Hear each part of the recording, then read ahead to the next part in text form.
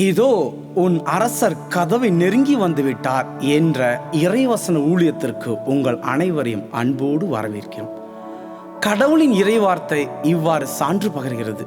மத்தேயு 24 அதிகாரம் 32-33 இறைவசனம். அத்திமரத்திலிருந்து ஒரு உண்மையை கற்றுக்கொள்ளுங்கள். அதன் கிளைகள் தளிர்த்து இலைகள் தோன்றும் போது கோடை காலம் நெருங்கி வந்துவிட்டது என நீங்கள் அறிந்து கொள்கிறீர்கள். அவ்வாறே இவற்றையெல்லாம் நீங்கள் காணும் போது மானிட மகன் கதவை நெருங்கி வந்துவிட்டார் என்பதை அறிந்து கொள்ளுங்கள். அவர் கதவை நெருங்கி வந்துவிட்டார் என்பதை தான் கடந்த ஊழியங்கள் வழியாக நாம் பார்த்து கொண்டு வருகிறோம்.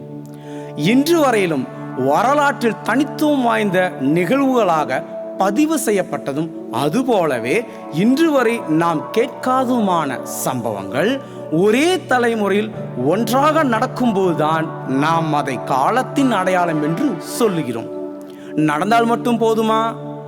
கடந்த எபிசோடில் நாம் பார்த்த இறைவசனம் மீண்டும் உங்களுக்கு நினைவுபடுத்துகின்றேன். யோவேல் 2 அதிகாரம் 30 இறைவசனம். விண்ணிலும் மண்ணிலும் வியத்தகு செயல்களை செய்து காட்டுவேன். விண்ணிலும் மண்ணிலும் தோன்றும் அடையாளங்களை கூட சில நிமிடங்களிலே நம்முடைய கண்முன் கொண்டு வரும் அளவிற்கு இன்றைய தொழில்நுட்பம் வளர்ந்து விட்டது. இறைவசனம் சொல்லுவது போல விண்ணிலும் மண்ணிலும் கடவுள் காட்டுகின்ற அடையாளங்களில் நமக்கு காணப்படுகின்ற அடையாளம்தான் சுனாமி.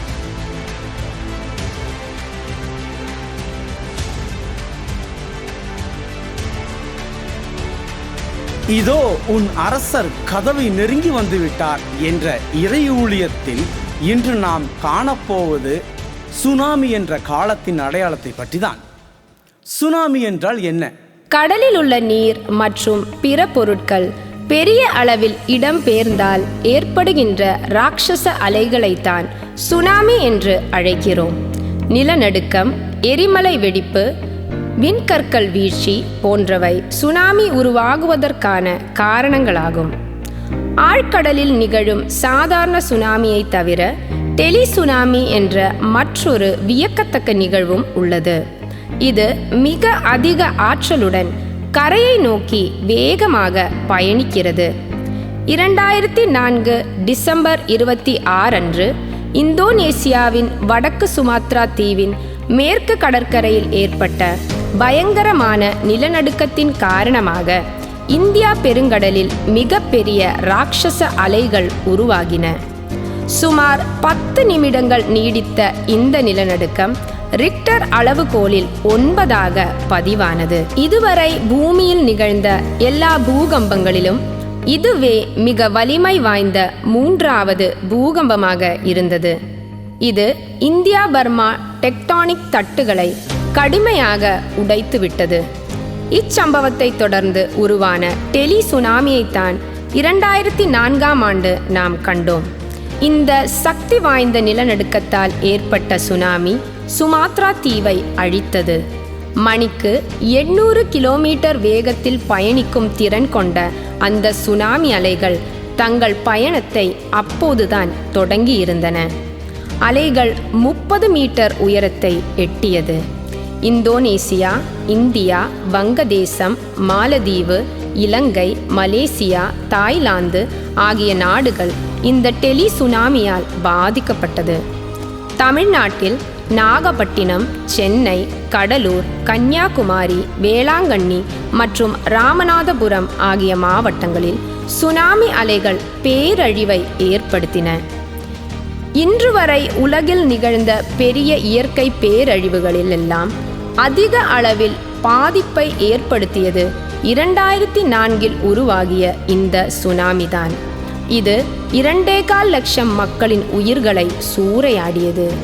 கரைகளில் மிகப்பெரிய ராட்சச அலைகளை உருவாக்கி பேரழிவை ஏற்படுத்துகின்ற டெலி சுனாமி தான் கடவுள் நமக்கு அளிக்கின்ற மிகப்பெரிய காலத்தின் அடையாளம்.